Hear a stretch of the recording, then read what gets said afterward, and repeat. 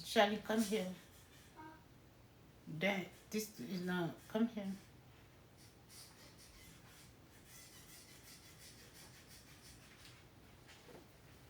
You cut a little bit down. You cut a little. And the blue is not showing. Good. Okay. Okay. Okay, that's fine. No, what are you doing? Now so the bottom blue can show.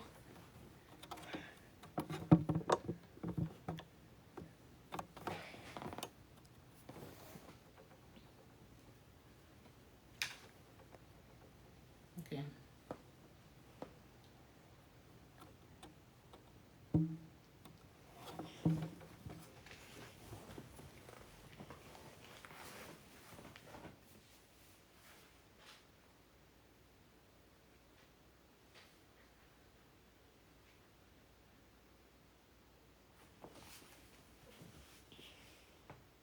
What did you invest?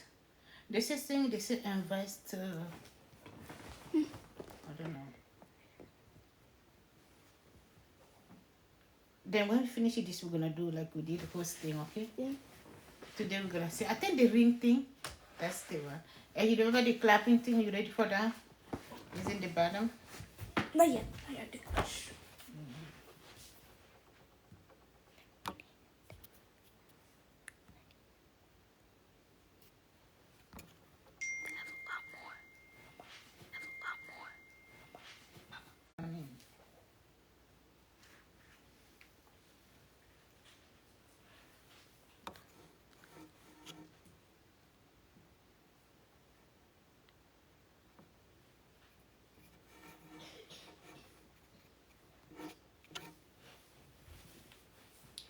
Who is that?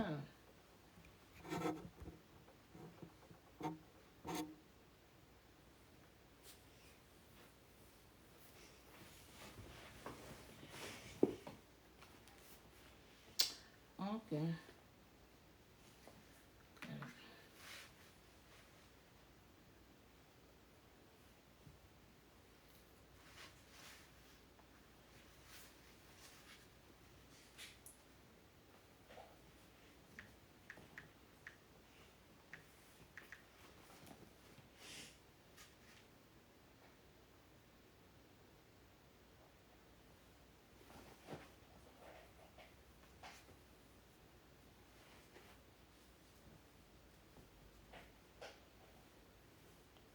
How? I want you to Google it to spell to say the word now. I don't know how to make him say it.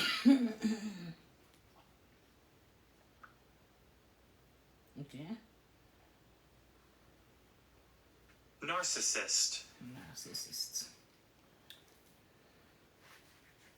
Welcome to our live. Bienvenue sur la ligne de Caroline. Aujourd'hui, nous allons continuer notre discussion de la dernière fois. Vous vous rappelez, il y a une semaine de cela, j'ai fait une édition, comment, qu'est-ce que j'ai dit? Qu'est-ce que j'ai dit là? Qu'est-ce que j'ai dit?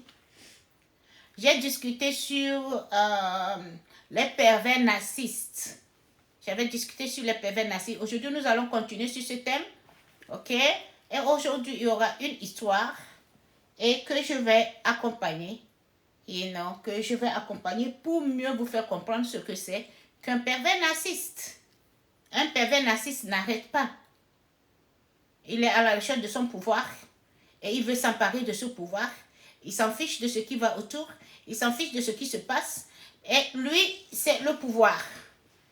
C'est être à la hauteur, contrôler. Il veut être le top. Il veut être le nouveau premier. Donc, aujourd'hui, nous allons continuer avec cette histoire et avec cette discussion. Et je vais accompagner cette discussion avec une histoire vraie. Et cette histoire, elle est vraie. Et comme ça vous donne au moins une idée sur ce que c'est qu'un pervers narcissiste. Ok? Donc, partagez.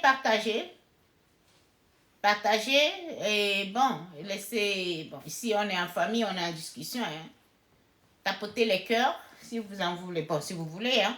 Je vous force pas. Hein. Vous êtes libre de le faire. Parce que sans le tapotage des cœurs ou avec le tapotage des cœurs, moi je fais mon live. Rien ne peut m'empêcher de faire mon live, ok? Donc, et si vous êtes là-bas avec vos mauvaises intentions, à ne pas tapoter, à ne pas encourager les gens à rester là-bas. Hein? Je sais que parmi vous, il y a des pervers narcissistes, vous voyez, avec vous là-bas. Donc, il n'y a pas de truc. Bon, voilà, donc, bienvenue sur la ligne. Je suis très contente de vous voir présent. Et ça fait un plaisir qu'à chaque fois que je viens de vous voir connecté. Et ça prouve vraiment que vous m'aimez, c'est ça. Et que quand vous... Surtout que moi, je ne signale pas je n'ai jamais signalé mon live. J'apparais comme une étoile et puis je disparais comme une étoile. Je ne dis jamais si je vais apparaître ou pas. J'apparais juste comme ça et vous êtes toujours là. Donc, c'est vraiment un plaisir. C'est vraiment un plaisir. Donc, je tiens vraiment à vous remercier sincèrement. Il va arriver des fois que je prononce des mots pas bien. Ben, au fait, vous saviez... Il faut quelque chose pour amuser la galerie. Hein? On ne va pas être trop sérieux, trop sérieux là, on ne va pas l'être. Hein? Il faut quelque chose un peu à côté pour amuser la galerie. Bon, voilà, donc...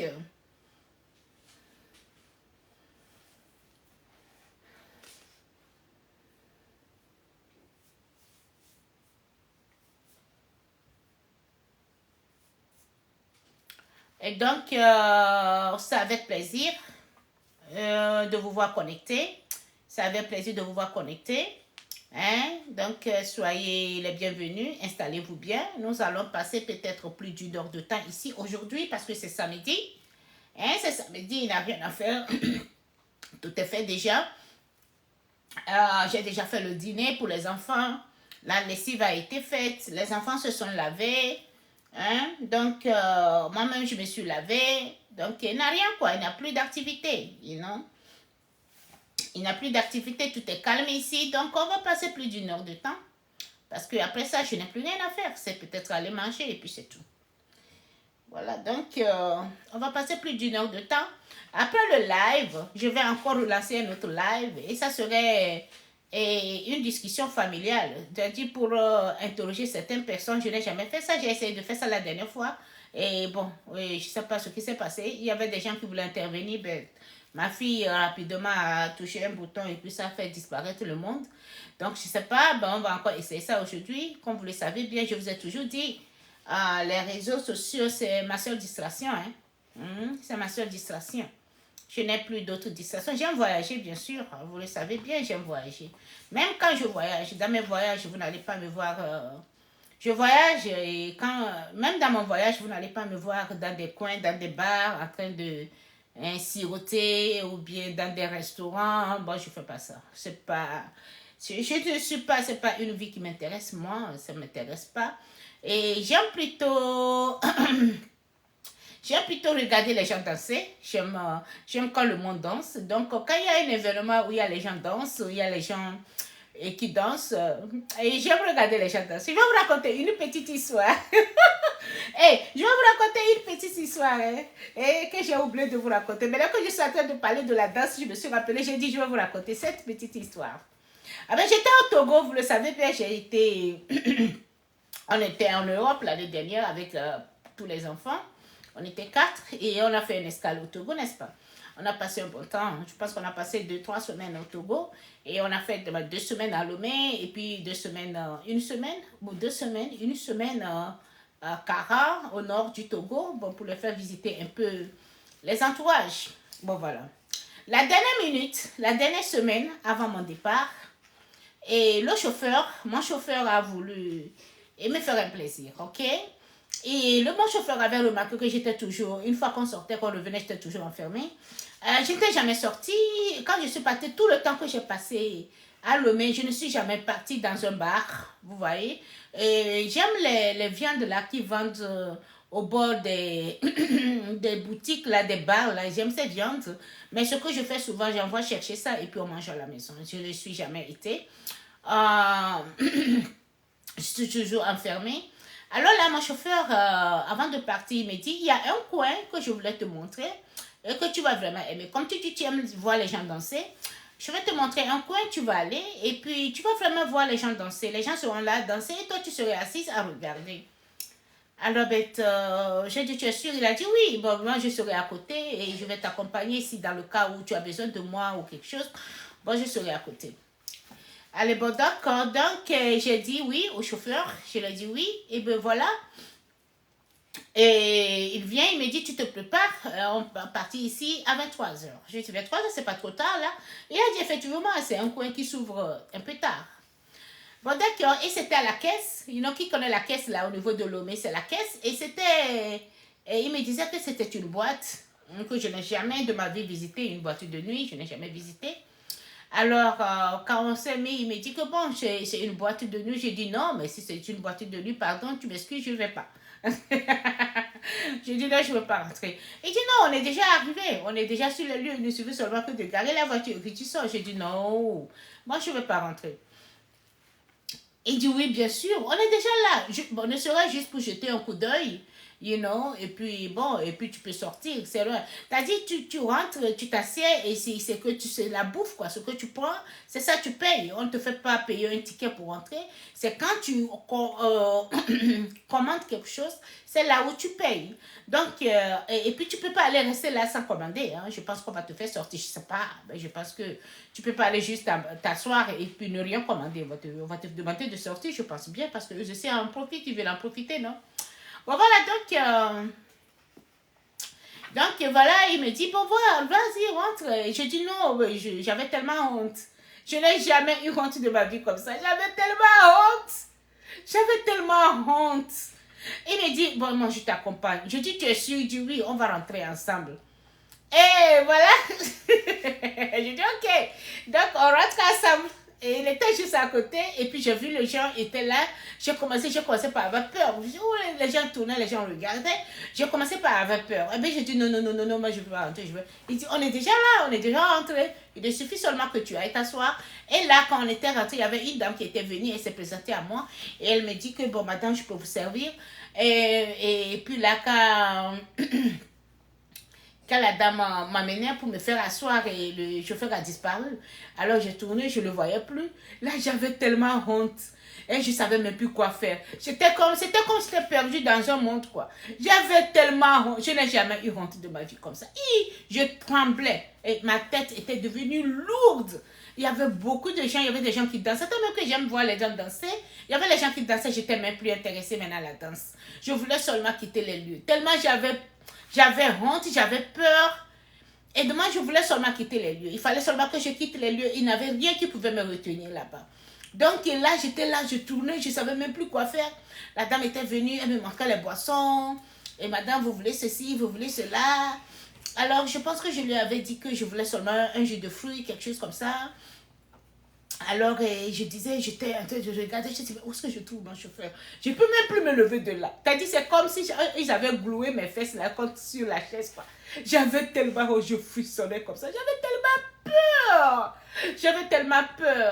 J'avais tellement peur. Ce jour-là, et puis, quelques minutes après, 5 minutes après, la dame qui m'avait servi, quand elle a amené la boisson, j'ai dit, est-ce que tu peux récupérer mon chauffeur quelque part?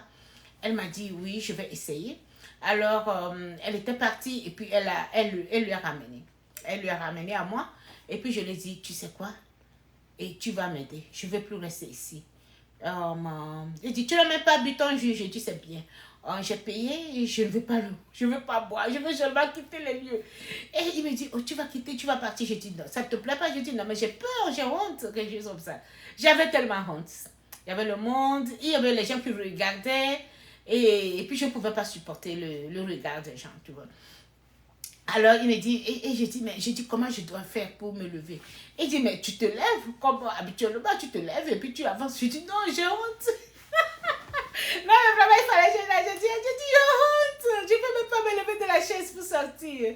Alors, le chauffeur dit, mais vas-y, lève-toi. Je dis, non, j'ai honte, je ne sais pas.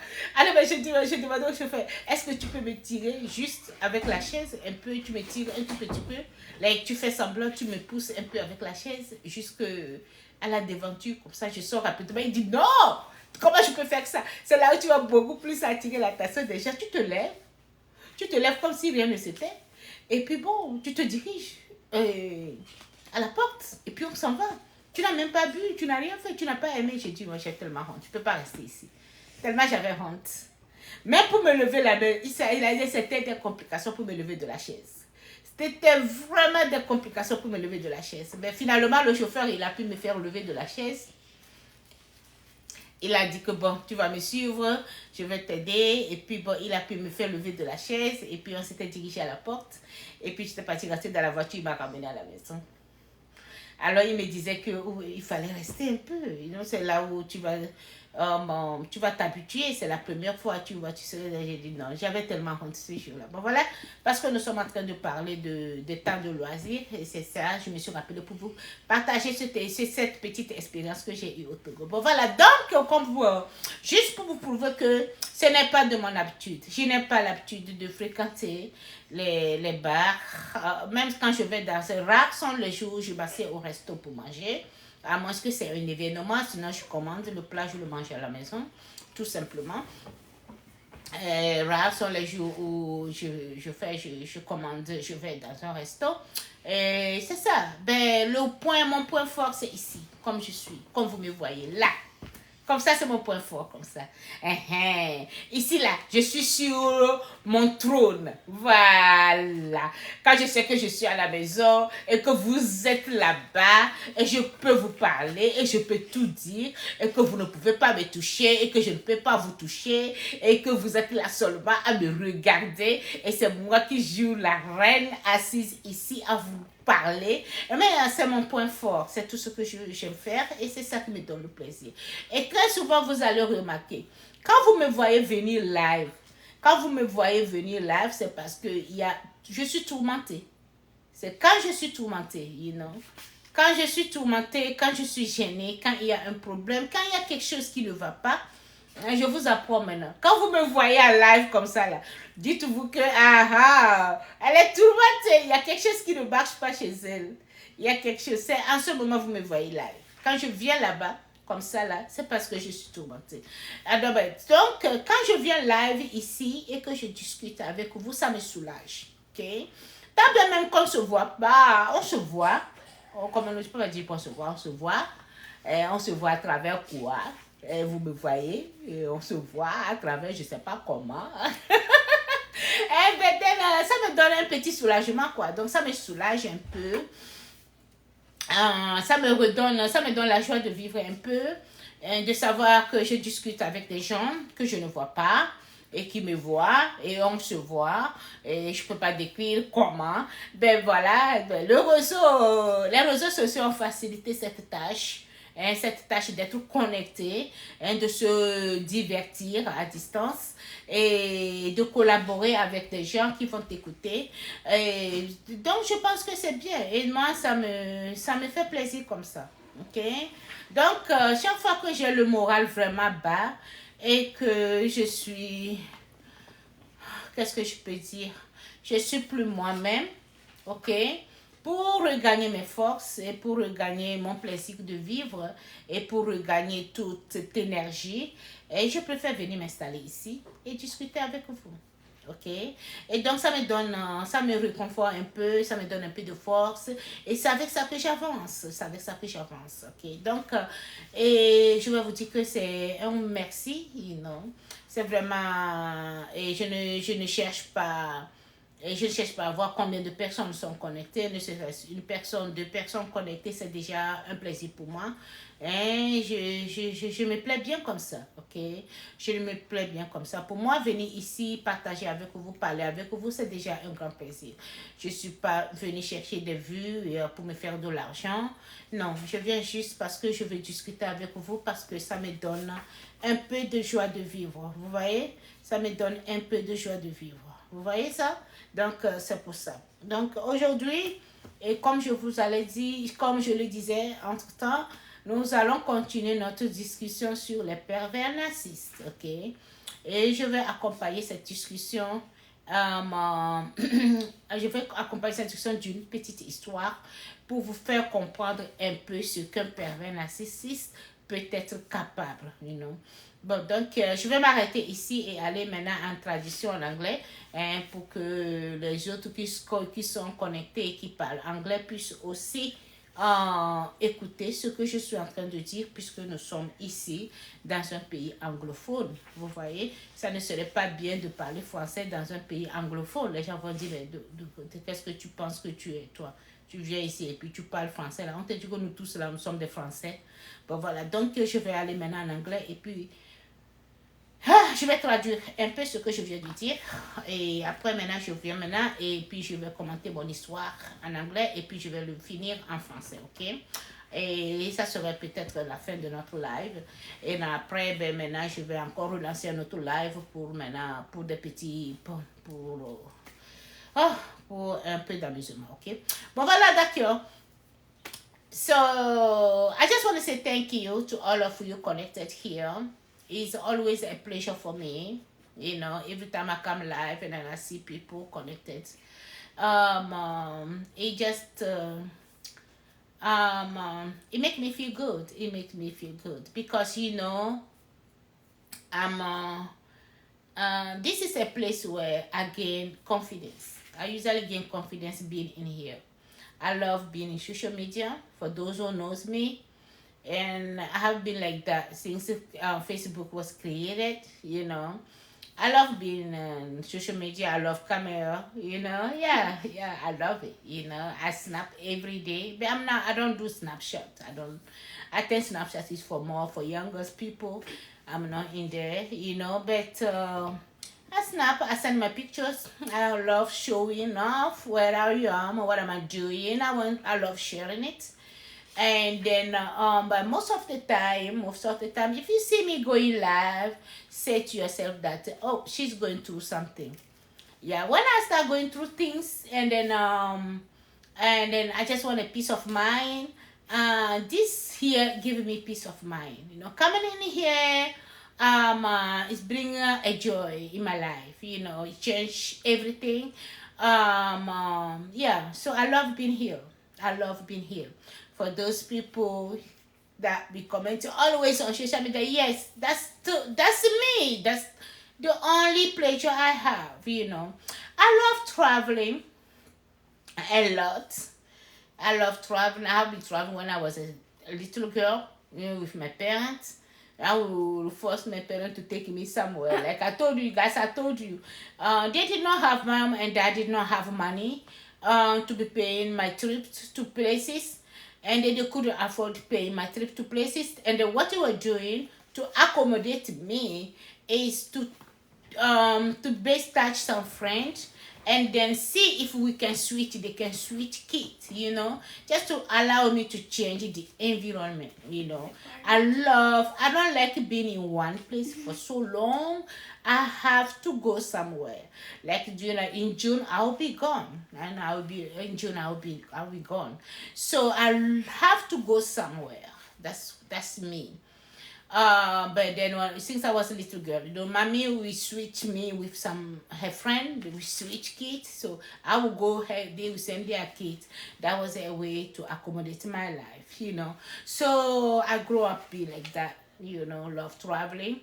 But but one thing you're not gonna see me in the bar, you know, drinking. You're not gonna see me in the restaurant like that you guys call fancy restaurants. Just living life. You're not gonna see me. That is not me. I'm not part of that life. I just want to change. I just want to go. I love being in luxury hotels. You know, I love when I travel. I just want to be relaxed in one of the most beautiful hotel. You know, I love that because it make me feel good. It make me feel happy. You know. That's it, you know, and then I feel more secure being in those hotels. I feel like I'm like more safe, you know. So yeah, then you're not gonna see me in the bars drinking restaurant. No, you're not gonna see me like that. Well, at time to times I go to the restaurant where there is an event. but I prefer ordering and eat at home as a family. We usually order.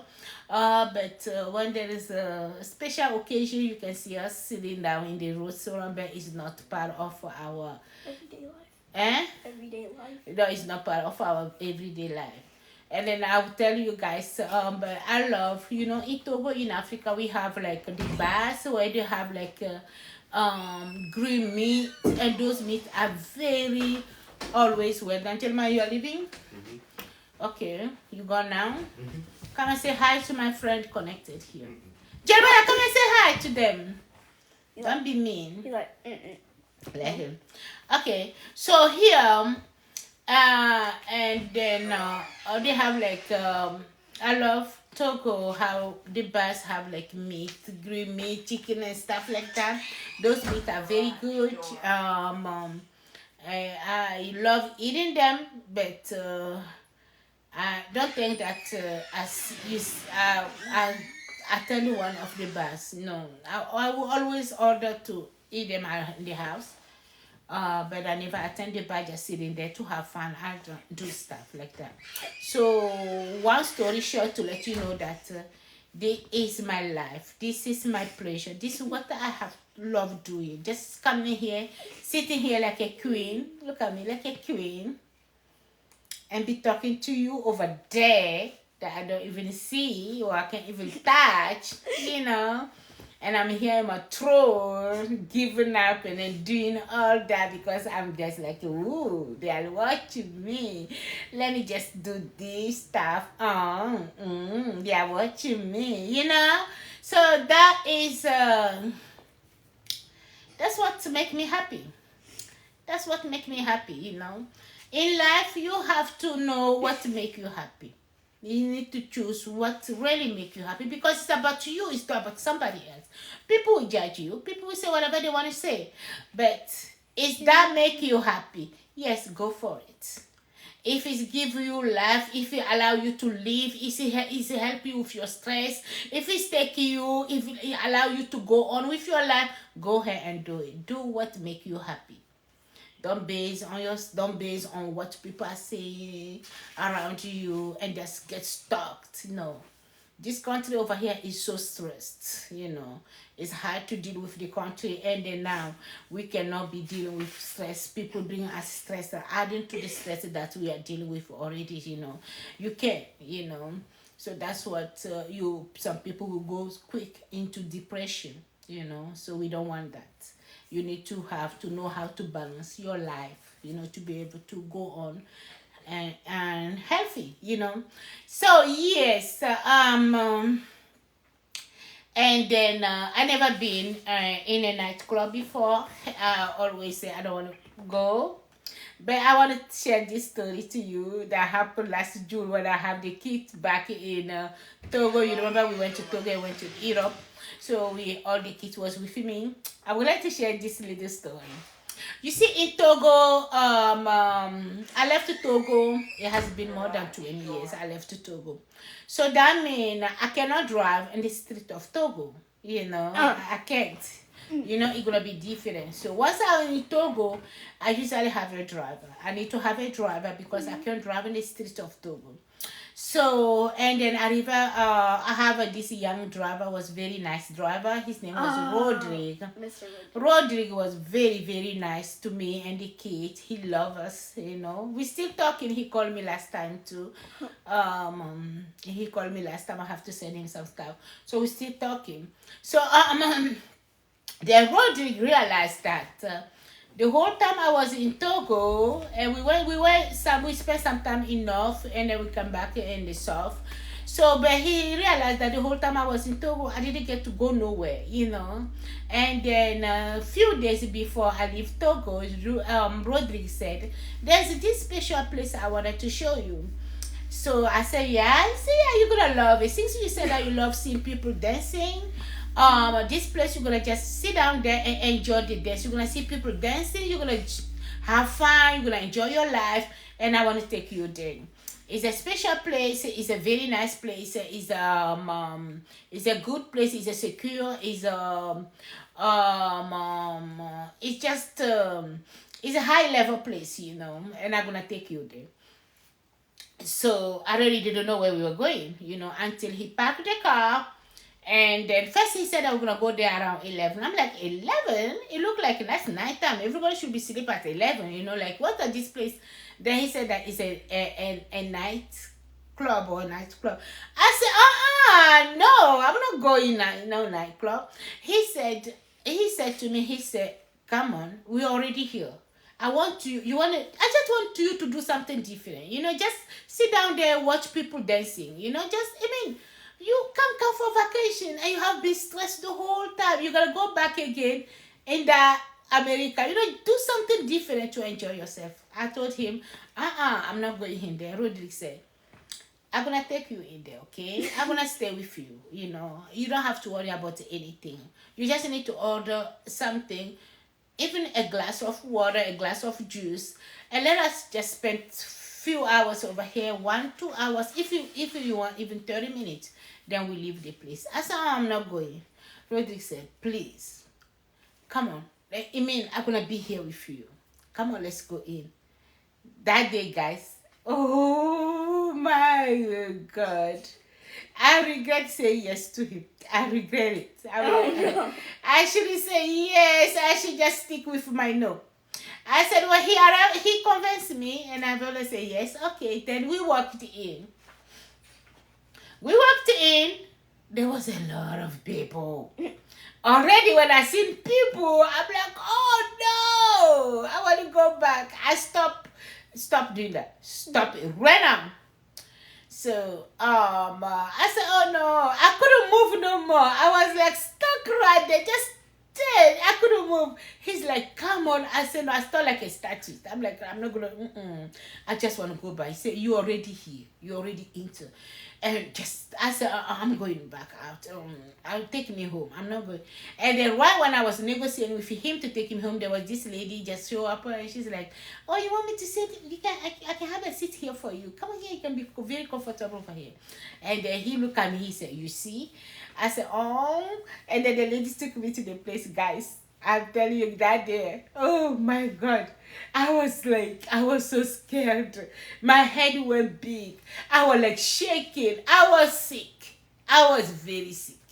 I just wanted to disappear. I just wanted to go back in the car. I wanted just to move. And now what the Roderick did, Roderick just left me there and left. What? And left. After looking, what is Roderick? I couldn't find him. So the lady came in and she asked me, do you want a drink? I thought, just give me a little juice and a water. So she brought me the juice and the water. And there was only the juice, like I said, it was a high place. Only the juice already was like 7,000 or something like that. But not in dollars, you know, in safer money. So, and that is a good money there too. So then I was like, okay, I just want to get out. I just want to go. So then the lady went back and then she came back. I said, can you find my driver for me? She said, sure. And then she went outside and she finally found him. It was like 30 minutes or 45 minutes already. I just wanted to move away from that place. I just wanted to leave. I want to go. I mean, you know, I'm not used to. This is not my place. No, I'm not supposed to be here. This is a wrong place, you know. So like he came in. He said, there's something. I said, I want to move. He said, you want to go? I said, yes. He said, you don't like it? I said, I just want to go. Take me home. So then he's like, he's like, okay. So now, how to get up, guys, how to get up from my seat to walk out the door, it was a problem. I couldn't get up from my seat. I was so scared because there was a lot of people and people was watching, people was looking. I'm like, how am I going to get up? How am I going to walk out? So I'm not going to sit with Roderick. I'm like, Roderick, you know what we're going to do? He said, what? He said, okay, I'm going to just sit in this chair and what you're going to be doing is just push me little by little. Like you push the chair a little bit, you know. Because it was almost at the door, you know, like when nobody's, I know, like when nobody's looking, then you push me with the chair, just push it a little bit. And then you wait, when nobody was looking, then you push the chair a little bit. And then until when we reach to the door, so I can just get up from the chair and run out. He said, how can I do that? First, you are not a little girl. How a big person like that going to be pushing you with the chair? You want people to look at me as a crazy? They're going to come here with the security and take me to prison or something like that. Well, how can I do stuff like that? I said, wow. I just want to leave this place, but I just cannot get up and walk. He said, what do you mean you can just get walk? Why? Okay, since you cannot get up and walk, let's go just relax over here. Let's go just sit over here. Okay, bye. Guys, I was so sick that day. I was very sick. I knew that was a wrong place for me. That was my first experience there. I mean, I couldn't stick around. I gotta go. Yeah, but it was hard for me. I couldn't walk. And then Roddy can see that I'm shaking. I was shaking a lot. I was shaking. I was sweating. I was getting very, very sick, you know. He come to find out I wasn't feeling well. Then he said, I'll help you, you know, just get up. I'll take you to the car and take you home. So that's what we did. He took me home. So just tell you, when you are not used to something, it just kind of hard to do it, you know. It was my first experience, but I didn't enjoy it at all. And I feel bad because he was thinking making me happy, but he ended up making me sick.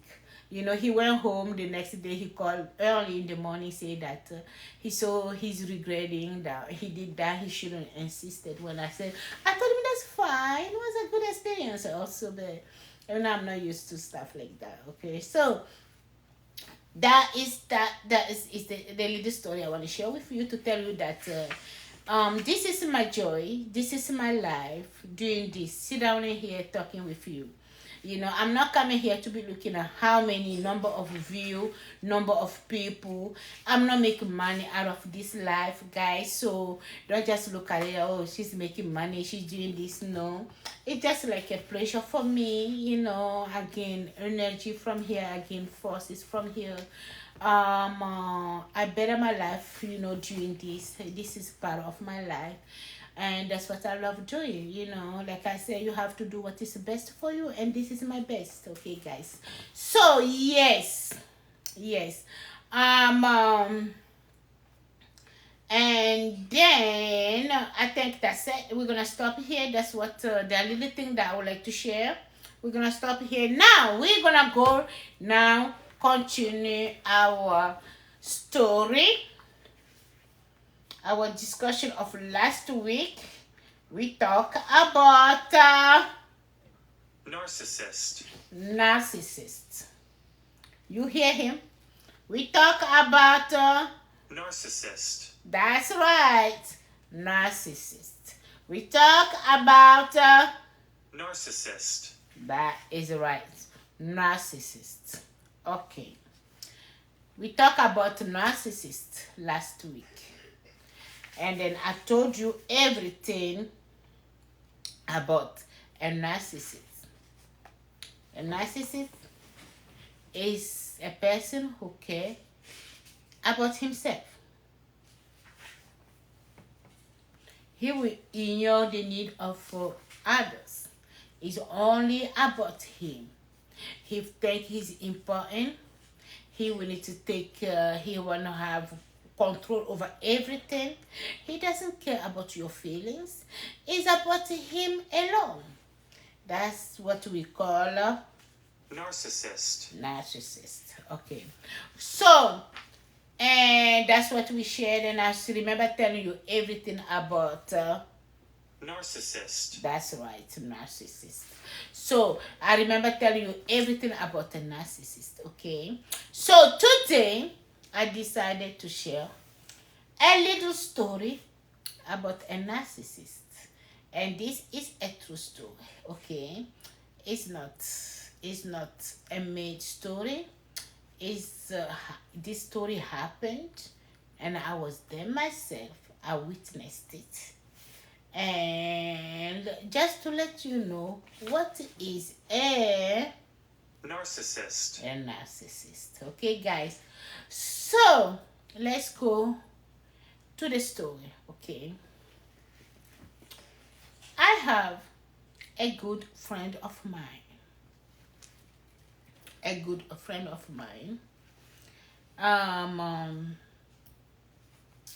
She in Togo. We were best friends. We were good friends. She was a very nice lady. And one day, she found a love. Okay. She found a love. she fell in love with this young man, and then she loved the young man. She loved him with all her heart. You know, she stick with this young man. She wanted to have family with him, and the young man also accepted her as a girlfriend. They start as girlfriend. Um, um, and she back then in Togo, she was going through a little things where she was putting her boyfriend in doubt, and she was trying to talk, and then I was like, okay, that guy looks so good, you know, to do what you are telling me. You know, sometimes when you look at person, the view, that's what narcissist does. They want to present, they present themselves as being best. You know, you look at them, you think that he is the angel, you know, of God. That's what they will present themselves. They present themselves. I don't want to sit down straight when you are eating. Stop jumping on that couch. I don't want to see that. So that's what they do. For them, the first thing is to influence everybody. They don't do, like I said, they don't do nothing because they have how I'm gonna say it, a kind of God, you know, isn't it? You know, they do not do nothing because they are scared of God. You know, they're not doing nothing because they're doing it from their hearts. They're not doing it because of love. They are not doing it because they're doing it because they think they're gonna help something. They do things because they do it right in front of you, because they see you watching them. So they want to prove themselves that they are very good. They are, you know, you cannot doubt them. You know, they will present their best in front of the eye. You know, so that's what they do. But deep down inside, they are not like that. They are not like that. They are not like that. So I remember the first story she shared to me. She told me that she went. That was back home in Togo. She told me that she went to see her boyfriend. That was her first story. She didn't know that was a narcissist. But I do not believe that was a narcissist because the guy was so good. He was too good, you know. So you can't put a doubt on him. The way he was doing things, the way he was too good. So I thought that guy is so good, you know. I didn't first believe what she said to me. So she said she went to him, and it was late night. The guy was not in the house. His apartment. There was a student apartment there. She went outside. The guy came home. When the guy came home, it was past midnight. The guy told her that oh my God, guys, my feet is killing me. The guy told her that he didn't want her here. That he has an exam the next day, and then she needed to go home. Oh, it was late night. How am I going to go home at this time? It doesn't matter. Let me just lay down, and then you can study. I'm not going to bother you. He said, no, gotta go. I don't want you here. The lady left. She was so scared because it was past midnight and she has to walk home. But she was walking home crying. Declined those people. 3 people. She was walking home crying.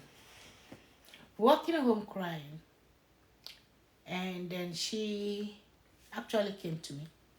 It was in the middle of the night. When she arrived to me, it was like 2 a.m. And I opened the door. She slept over. And she told me that that's what the guy did.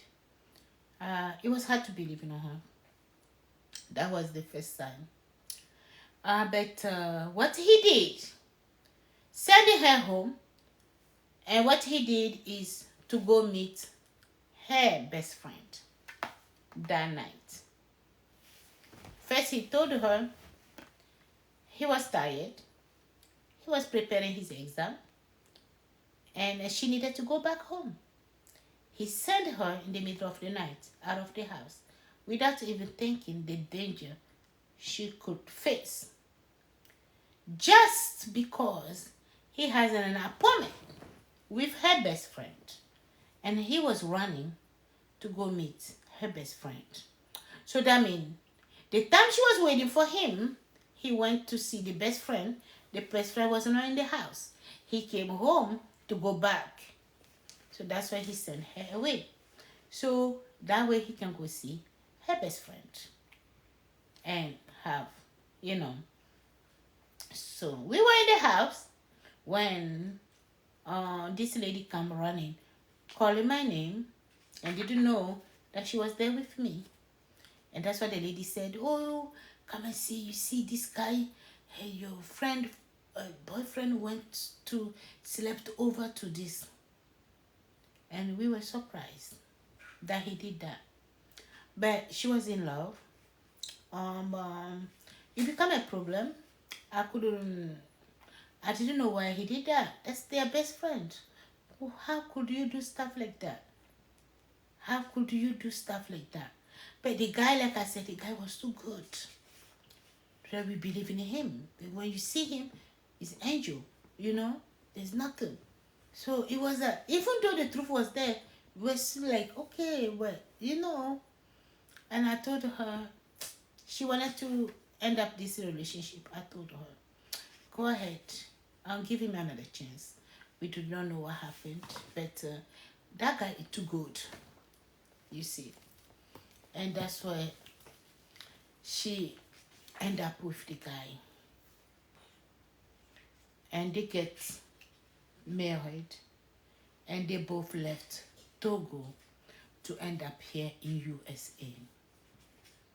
And his bad behavior continued. And what he did is to ruin her reputation. First, he make all his parents believe that once she put her feet in here in America, he made all his parents to not believe on her and cut all relationship between her and his parents. Every time that the girl want to talk, like the girl, his mom call and want to talk, oh, did your wife in the house? I want to talk to her. He will quickly say she's not here. She's not in the house. Or he will do things to make his mom believe that she doesn't want to talk to her. And that's why he cut all relationship between his wife and his parents. Because he just wanted to ruin her reputation. So he can continue abusing her. So she doesn't have nowhere to complain. And she's going to have to deal with him. And he's going to have to deal with her. And then he make everywhere he goes is to ruin her reputation. So, and Sinan is a way for her to not say the bad things that he's doing, his bad behavior. So he didn't want her to be able to share it. Because when you start having friends, then you start talking with friends, then you know what happened. That's why you start sharing your behavior, You start sharing them what is going on in your matrimonial home and all that stuff.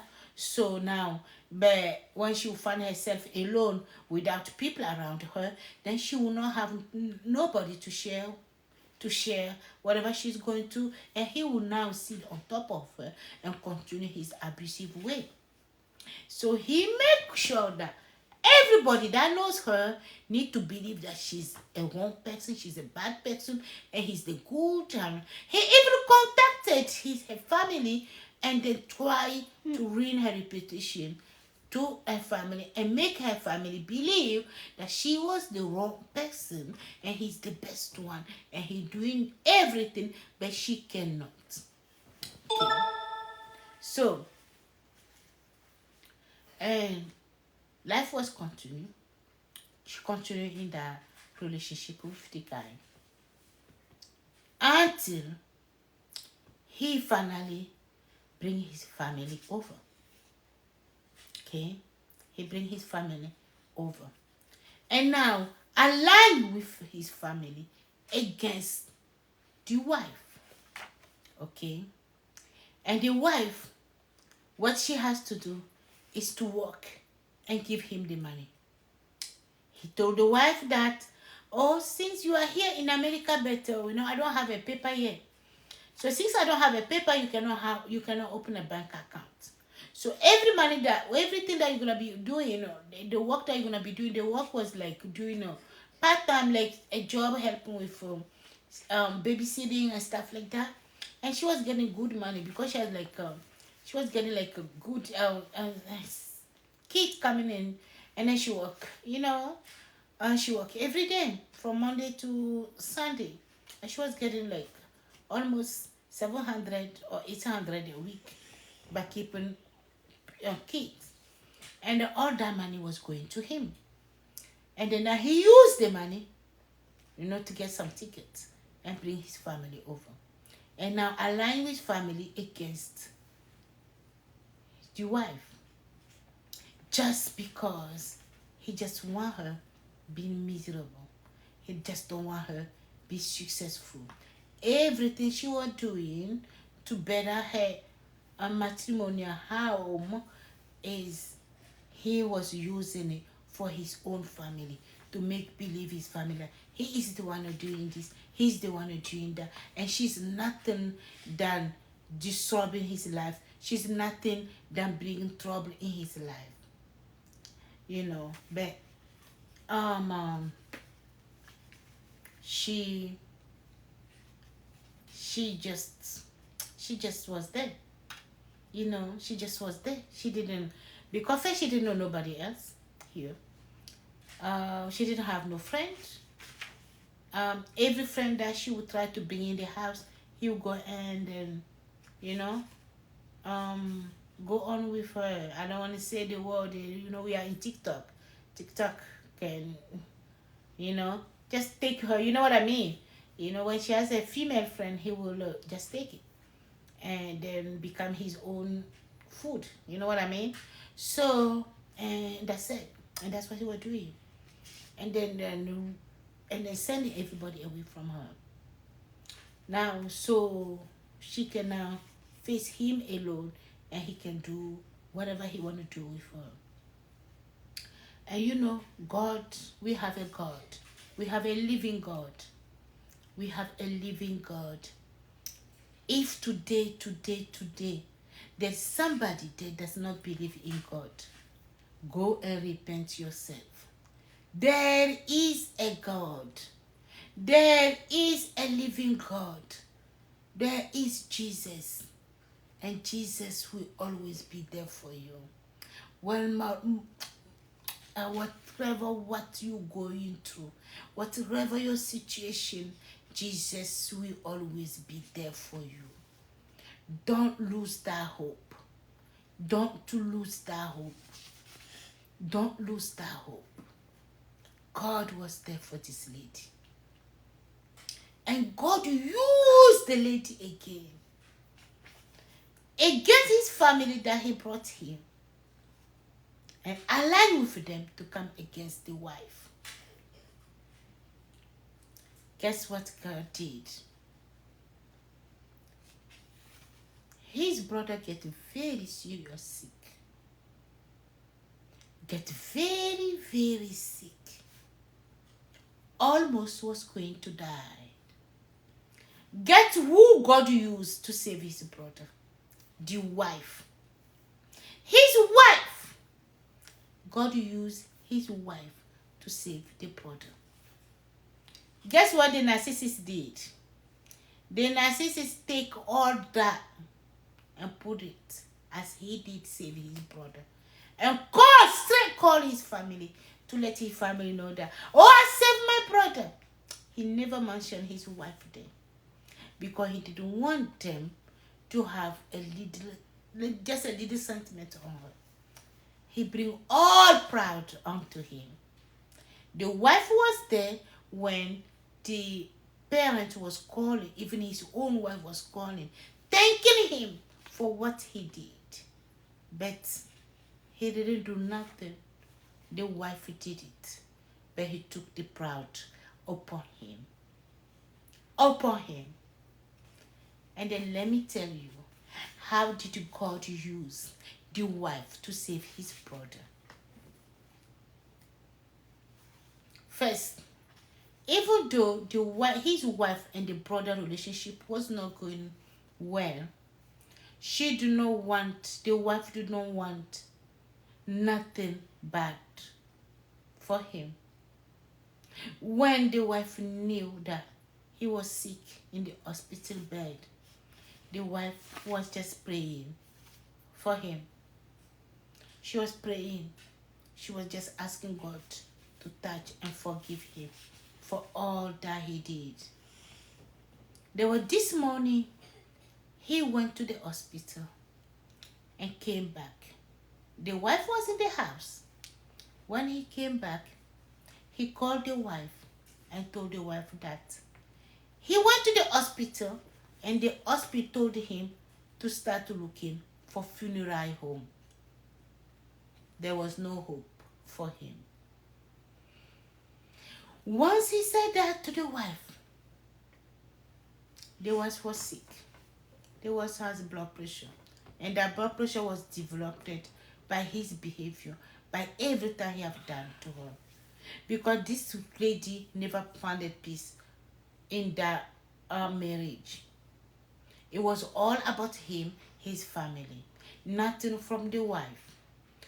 Every good thing that the wife will do, he will take it upon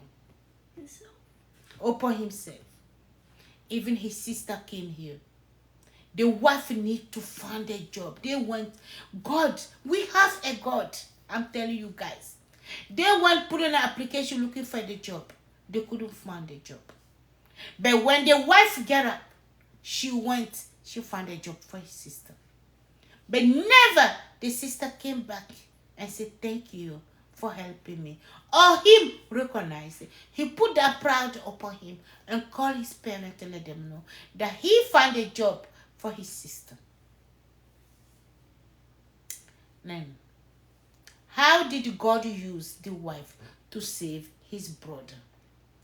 Let's go back to them.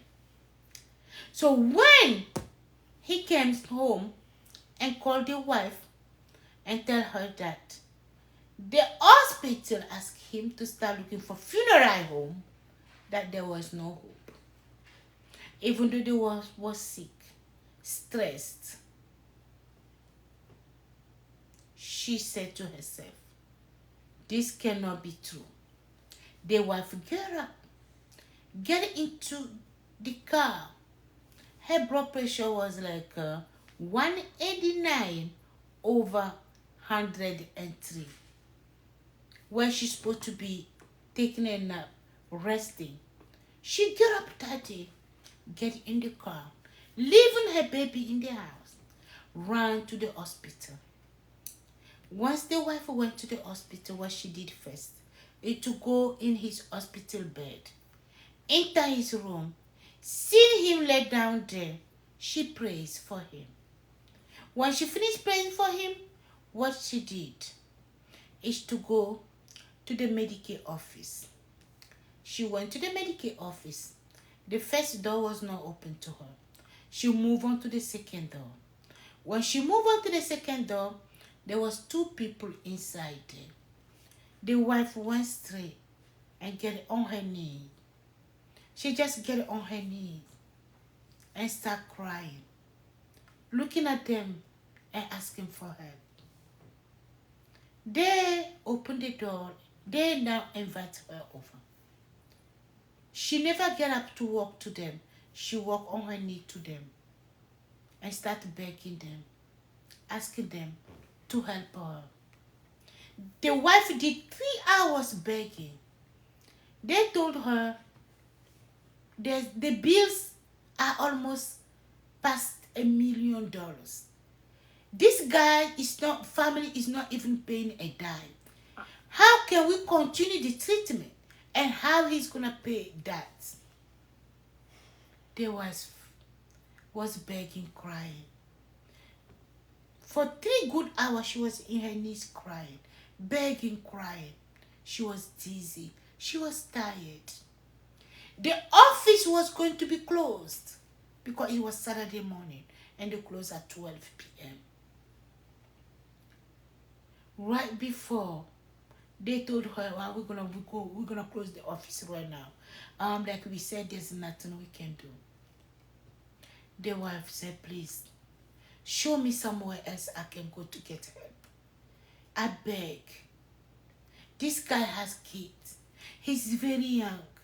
Because of money, you're not gonna let him die. Please save him. Jesus, please do something. And when the wife was on her knees, this lady got up and told her, come on with me. Took her to another office. There was a guy there. The lady walking in the office talked to the guy. And they invited the wife over. The wife went and sit down on the chair.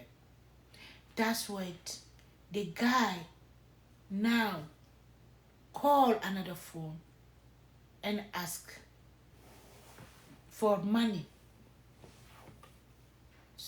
Do the puzzle. Hurry.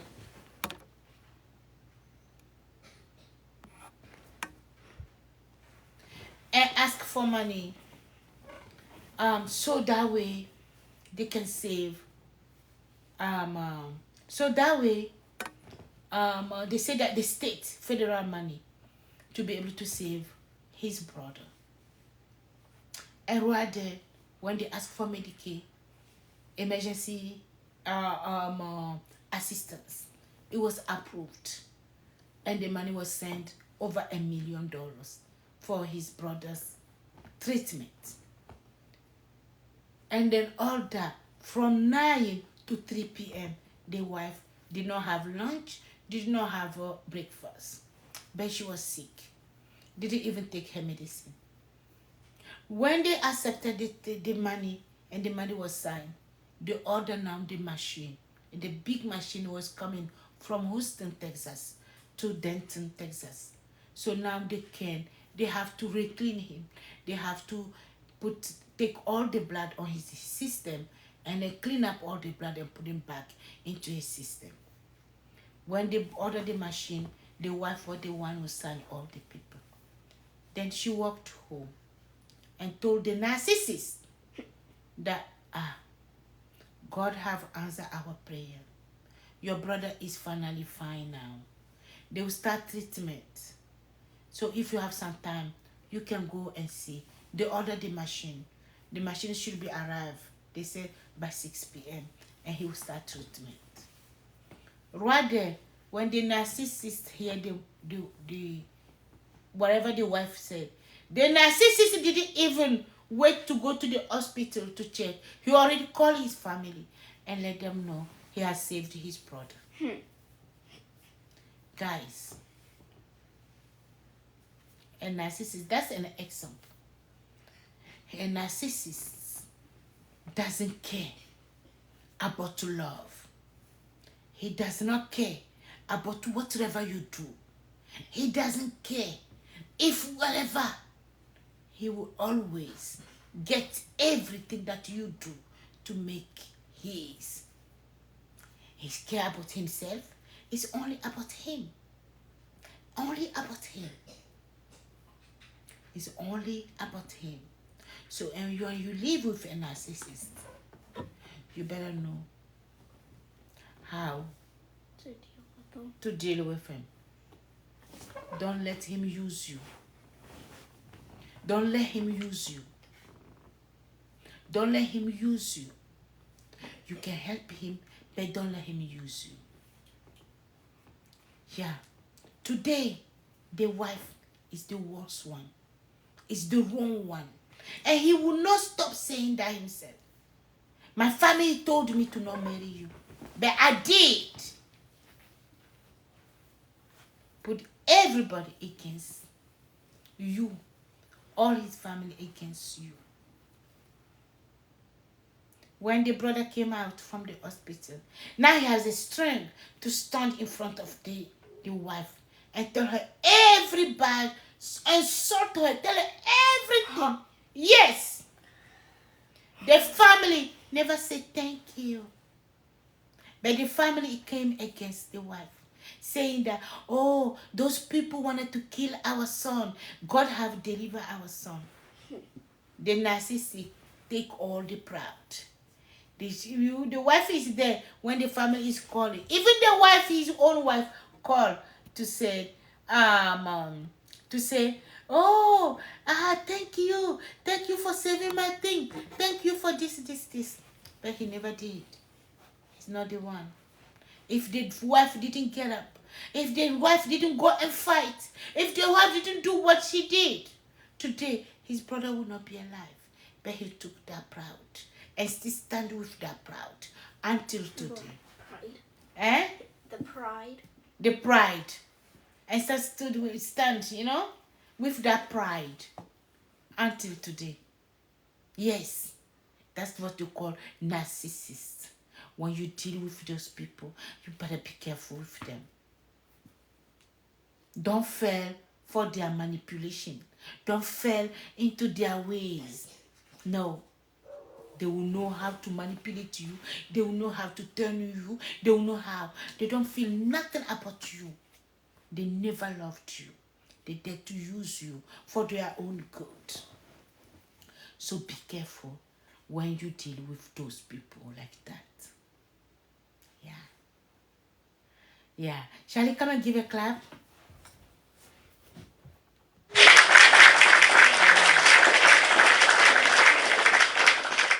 Yeah. So. No, you can continue. I'm just looking at him. Eh? I'm just looking at him. Okay. So narcissist, very manipulative and high sneaky. Yeah. Who know how to deal with them. Don't let them get to you. Don't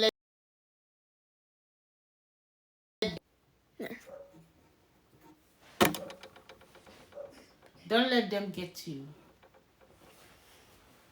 Yeah. Okay. Now we're gonna go back in French. And this live gonna be the end of it. And then now I'm gonna put another live where we're gonna have fun. Okay? Yeah. Okay, here we go. Donc, comme je vous le disais, la dernière fois, je vous ai parlé, on a parlé d'un pervers narcisse, ok? Et que je vous disais que je suis venue aujourd'hui accompagner d'une petite histoire, ok? Et qui va vous faire au moins revivre un peu la vie d'un pervers narcisse.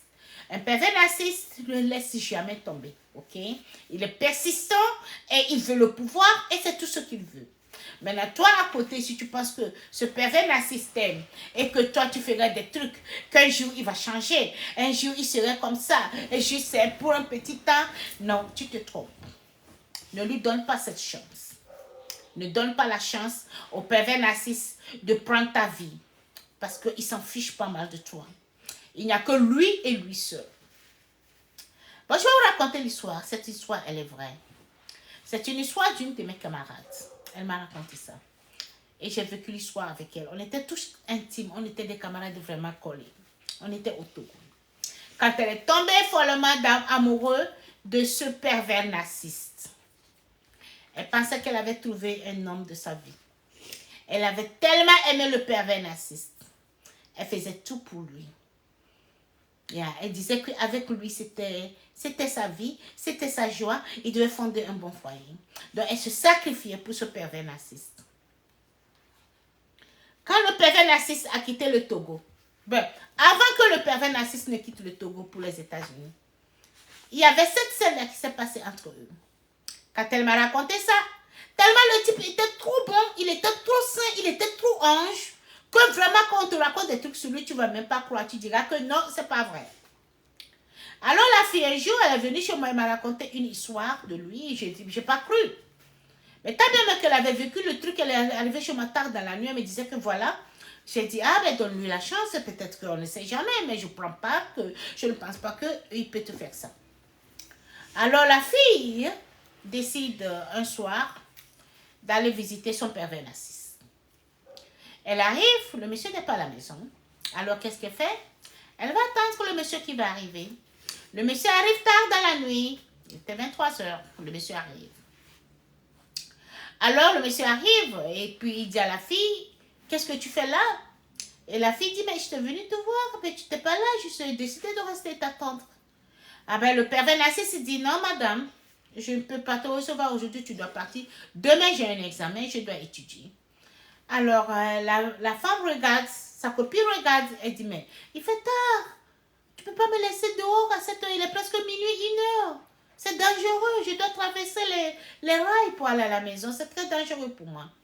Le pervers narcissique dit à la fille, oh je m'en fiche, tu dois quitter la maison, tu n'es pas ici cette nuit. Alors, tout en pleurant, la fille a quitté la maison du pervers narcissique. Alors, qu'est-ce que le pervers narcissique faisait en ce moment? Il jouait le jeu avec elle. Donc, il revenait de chez la vraie copine du pervers narcissique. Ok? Donc, il était parti chez la copine du pervers narcissique, la copine de sa femme, de sa copine. Et il ne l'avait pas trouvé. Le pervers narcissique était parti chez la copine de sa... Bon, moi aussi, je suis sa copine aussi. Hein. Bon, tu sais, la femme, elle a 2-3 amis, non? Une des copines, que la fille, le pervers narcissique était parti visiter une des copines de la fille, et que la copine n'était pas à la maison. Donc, il était revenu juste, peut-être pour prendre quelque chose et repartir, quand il a vu sa copine. Et sa copine même, à la maison, et il l'a renvoyé. Parce qu'il savait qu'il allait repartir passer la nuit là-bas. Voilà maintenant, il envoie sa copine, et il va maintenant passer la nuit chez la copine de sa copine. C'est la camarade de sa copine, disons ça comme ça. Bon, voilà. Donc, elle a pleuré toute la nuit, mais Dieu l'a accompagnée jusqu'à chez moi. Elle arrive chez moi, c'était un peu tard. Elle tape la porte. Moi, j'étais avec mon oncle, j'ouvre la porte, elle rentre. Et elle m'explique le problème. Elle me dit, oui, je suis partie chez mon copain, voilà, il fait tard, il m'a renvoyé, il dit qu'il a un examen. Il m'a renvoyé, je suis là, je ne peux pas rentrer à la maison. Et, pardon, je voudrais passer la nuit ici et chez toi. Et puis demain, je continue. Le matin, je peux rentrer chez moi. Je dis, mais viens, tu restes. Et à notre grande surprise, voilà une dame qui vient nous faire savoir que son copain avait passé la nuit avec sa camarade. Vous voyez? C'est un pervers narcissique. Il s'en fiche. Le pervers narcissique s'en fiche. Bon, c'est là où leur problème a commencé. Alors, la fille a voulu dénoncer à ce truc-là. Elle a dit, non, je ne peux pas pardonner, c'est pas possible. Et c'est moi qui ai dit, non, c'est un truc, donne la chance, donne la chance. Finalement, elle a donné la chance. Et quand le type est venu, le pervers narcissique a quitté le Togo pour les États-Unis. Il a invité la dame l'agent aussi aux États-Unis. Quand elle est venue aux États-Unis ici avec lui, qu'est-ce qui s'est passé encore? Le type maintenant, le pervers narcissique, il est toujours comme ça. Ce qu'il a fait, c'est pour utiliser la femme. La femme, elle est venue, il a dit à la femme, oh, tu sais, comme je n'ai pas les papiers, toi tu peux pas travailler, tu vas faire le truc des enfants là, et puis un peu d'argent, bon, on va garder ça, et puis jusqu'à ce que la situation ne s'arrange. Et comme ça, quand la femme travaillait, puisqu'elle n'avait pas de papier, elle ne pouvait pas ouvrir le compte, et elle lui donnait de l'argent. Et la femme ramenait près de $700 chaque semaine. Elle lui donnait de l'argent. Elle lui donnait cet argent. Et ce que lui a fait, c'est pour maintenant utiliser cet argent, prendre des biens et puis envoyer ses parents ici. Il envoie ses parents avec elle. Le pervers narcissique envoie les parents. Allez, maintenant, il monte maintenant sa femme contre ses parents. Il fait croire à ses parents que elle là, elle est très mauvaise. Ah oui, c'est une mauvaise femme. Elle ne fait que, là, dans ma vie ici, elle ne fait que me créer tous les problèmes de ce monde. Quand elle fait une erreur, elle ne veut pas accepter l'erreur. Elle pense que c'est elle qui connaît. Elle est ceci, elle est cela. Toujours, c'est la femme qui est mauvaise. Lui là, il est parfait. Et toujours, il se plaît. Et à ses parents, et tout, et tout, et tout. Mais comme vous savez, nous avions un Dieu. Nous avions un Dieu vivant. un jour là, son grand frère tombe malade, sérieusement malade. Il va à l'hôpital. Le père Narcisse va, l'hôpital l'appelle et lui dit que tu sais quoi, ton frère ne peut pas vivre. Ton frère ne peut pas vivre parce que ses conditions, c'est trop. Il a des conditions, ses conditions, c'est trop. Et on est presque à 1 million de dollars. Vous n'avez même pas payé 1 franc et on ne peut pas continuer le traitement. Donc, il faudrait que tu commences par chercher les maisons funéraires pour ce truc parce que il n'a plus de temps pour vivre. Alors, le père Narcisse revient à la maison et il voit sa femme. Il raconte que, bon, voilà, j'étais à l'hôpital aujourd'hui. On m'a fait savoir que mon frère ne pourra pas vivre, que ses conditions deviennent trop critiques et que les frais d'hôpital étaient élevés à près d'1 million et qu'il devait cesser le traitement. Comme la femme aimait. Et comme la femme était humble. Et comme la femme aime toujours. Elle veut faire du bien. La femme a dit au père Narcisse. Tant même que la femme était malade parce qu'il avait créé tous les problèmes de ce monde. Il s'emparait l'argent de son travail et ce que le père Narcisse faisait aussi, il montait ses amis contre elle, il couchait avec la femme qu'elle amenait dans la maison et il utilisait, même il disait tout et tout, il même attaquait la famille, il parlait de mal de chez sa propre famille, il éloignait tout le monde autour de la femme juste pour la voir misérable. Alors la femme était malade. Elle était malade, elle souffrait de n'importe quoi, de la tension, des trucs, elle était atteinte par ces réactions. Alors, étant malade, la femme a toujours voulu aider. Elle s'est levée et voilà elle qui va à l'hôpital. Elle arrive à l'hôpital d'abord, elle va sur le lit, sur le lit, elle voit son grand frère qui est couché, elle fait sa prière d'abord. Elle sort de là maintenant, elle va rencontrer maintenant le service. Ici, on a les services, les assistants de l'État, les assistants financiers médicaux de l'État. Elle va maintenant dans leur office pour supplier de l'aide. Quand elle arrive, la femme s'est mise à genoux. Durant 3 heures de temps, la femme était à genoux à supplier. Le bureau n'a pas voulu écouter. Le bureau disait que non. Et ici, là, non, l'application devait être faite. On ne peut pas, nous ne pouvons pas. Sans que vous ne voyez l'argent, nous, on a arrêté le traitement. Le traitement était déjà arrêté. Alors la femme disait que vous ne pouvez pas le laisser mourir. Il a des enfants. Vous le laissez mourir ici, comment est-ce que vous allez faire? Sur ses genoux, la femme criait, elle pleurait. Étant fatiguée, ils étaient fatigués. Le bureau allait fermer à midi, parce que c'était ce samedi. Alors, étant fatigués et les gens ayant pitié de la dame, ils ont dit à la femme que nous avions un autre bureau là-bas, je vais t'accompagner. Si ils acceptent, nous allons passer l'application. Si l'application est réussie, bon, nous pouvons reprendre le traitement. C'est là où maintenant, le monsieur, une dame prend la dame et la femme, ils vont maintenant dans l'autre bureau.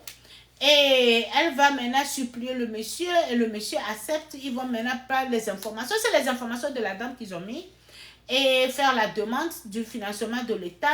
Et par grâce, ça a été accepté.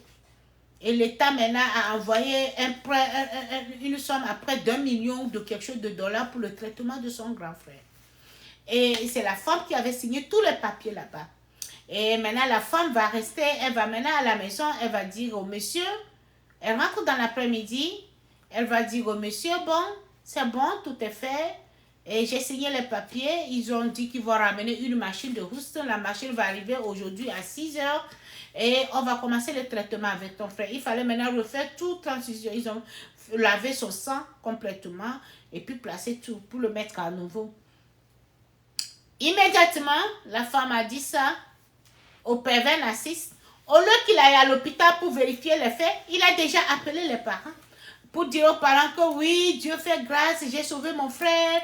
Tu vois, il a pris tout ça à la souris. J'ai sauvé mon frère, je suis parti, j'ai fait ceci, j'ai fait cela, tout ce que la dame lui avait raconté, c'est ça, il dit que c'est lui qui a fait.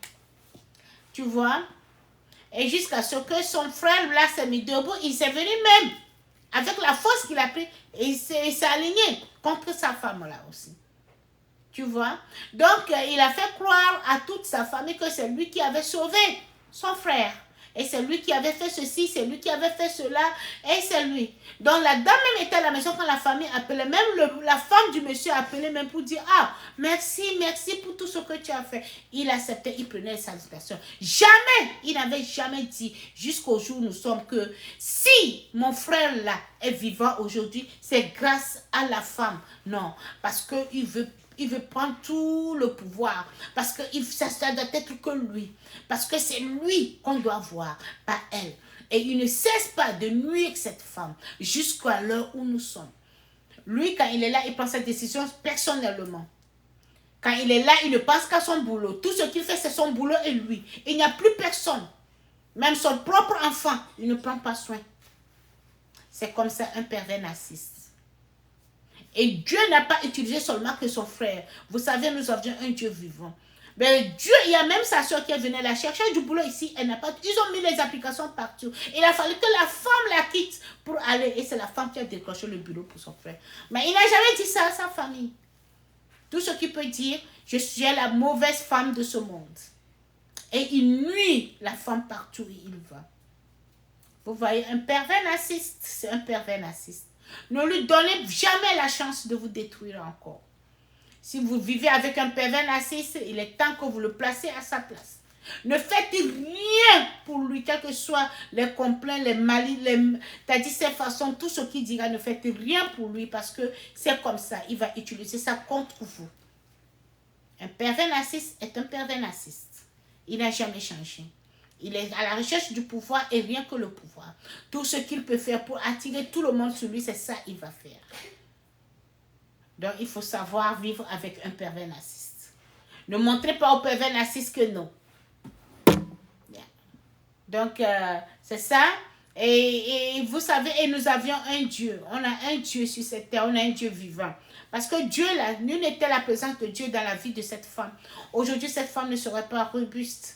Sa femme, elle est toujours bien. Hein? Elle est toujours robuste. Elle est toujours bien. Elle fait ses activités. Il n'a jamais eu à la faire chose, à la faire descendre. Jamais, il n'a jamais eu à atteindre la femme. Il a tout fait, il n'a jamais atteint la femme. Chaque fois qu'il vient avec des trucs, la femme est au-dessus de ça. Parce qu'elle a un Dieu dans sa vie. Elle a un Dieu, elle a un Jésus qui l'aime. Donc, c'est très important d'avoir confiance au Seigneur, de lui donner la confiance, de laisser Dieu intégrer dans votre vie. Parce que quand Dieu intègre dans la vie, ça serait difficile. Hein? Qu'un pervers narcissiste. Vous voyez l'histoire de Cora Obidi, non? Vous voyez ce qu'elle est en train de traverser. Juste parce qu'elle a un Dieu dans sa vie, voilà. Elle est toujours gagnante. Tout ce que le pervers narcissiste fera, elle serait toujours en avant. C'est comme ça. Donc, il faut d'abord accepter Dieu pour pouvoir vaincre un pervers narcissiste. Parce que le pervers narcissiste n'arrêtera jamais. Si vous pensez que vous allez lui faire pitié, il aura pitié de vous. Et un jour, il ne va jamais. Parce que c'est ça. Il se jouit de votre faiblesse. Il se jouit de votre... comment vous appelez? Quel est le mot ici? Charlie, I want you to sit down. Yeah. Il se jouit de votre... quel est le mot là que je vais dire? Souffrance, voilà. Il se jouit de votre souffrance. Et le pervers narcissiste, c'est ça. Vous voir souffrir, vous voir pleurer, vous voir... c'est ça. C'est ça qui fait lui sa joie, sa poids. Parce qu'il veut être au contrôle de tout. Et il marche gaillardement. Yeah. Ne cédez pas à ses caprices. Ne cédez jamais aux caprices. Restez solide, restez fort, restez concentré et invoquez votre Dieu dans votre vie et battez-vous pour le meilleur de vous. Rien que pour le meilleur de vous. Ne laissez jamais un pervers narcissiste prendre otage. Yeah. Je pense que nous sommes à la fin de cette vidéo. Je vous aime bien et j'espère que vous m'avez écouté. Je vous remercie sincèrement. Hein, vous qui êtes connectés, merci beaucoup. Merci, merci, merci. Charlie, give a clap. Merci, merci. Nous allons...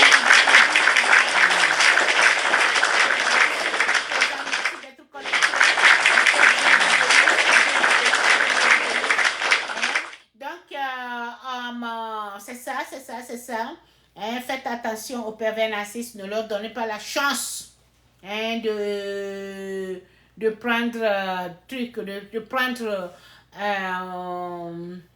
le truc là. Et qu'est-ce que je vais dire? De prendre de vous manipuler, voilà, on laisse ça comme ça, de vous manipuler, voilà. Okay, guys, we are at the end of our life now. We would like to thank you guys for being here. We're gonna give you a clap. We thank you very good. So, okay, so remember, don't let a narcissist take over your life, okay? Don't let the narcissist take over your life. Make sure that you stay strong, you stay connected, you are your God, you are with your God, and let God direct your path. Let God take your life, and then how I'm gonna say it? Well, believe in your God and all that. Stay focused. Whatever you do, do it for you. Don't do it for the narcissist. Okay? So you guys can see whatever Cora Obidia is going through, you know, but God's still with her. Whatever she's doing today, God is standing. The narcissist is trying, but he will never win. He will never win. You know, because God is with her and God is with her on her side. So we're going to stop here today for tonight. I love you guys, and I'll see you again in a few minutes when I try to do something here right now. Bye.